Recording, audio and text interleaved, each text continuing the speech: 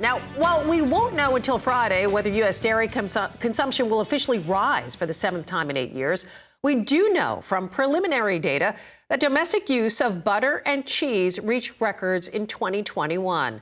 Alan Bjerga with the National Milk Producers Federation joins us now for more on this. Alan, as always, thanks for joining us. So what are some of the highlights for cheese and butter? What are these numbers looking like?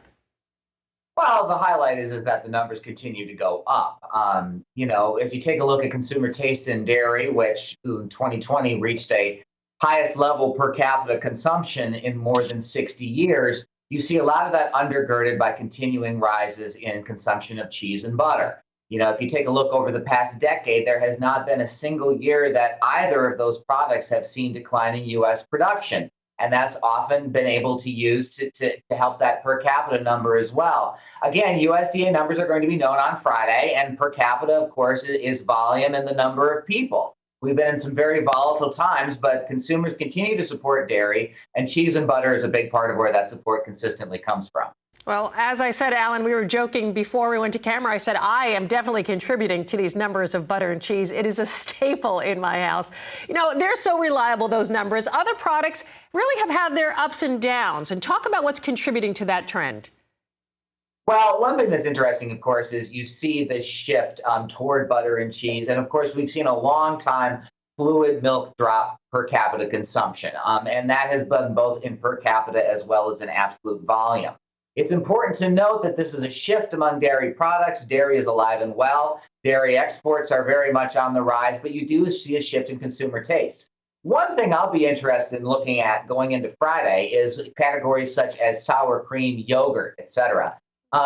Fermented products seem to be on the rise right now. And as you take a look at some of these USDA numbers that go into this per capita number that's going to be released, you see a lot of interest among the consumer in those categories of yogurt, sour cream. I'll be very interested in seeing how much that contributes to a rise in dairy consumption overall.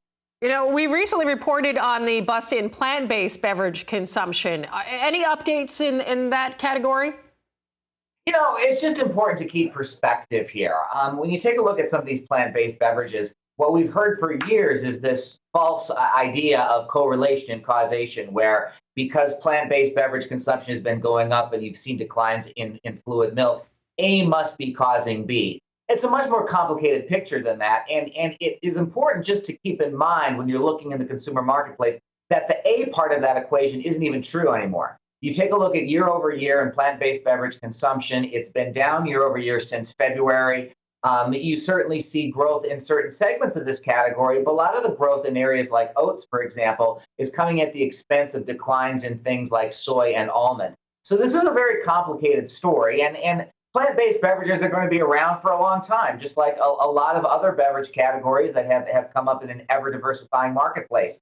But it's important to know what this debate is and what it's not. And this isn't some upstart anymore. This is something that looks like a more mature market, maybe even a little bit of a fad whose time has come and gone, but it is definitely not a segment that's on the rise. Got it. Thank you so much, Alan. Always great information and insight. Appreciate you joining us this morning.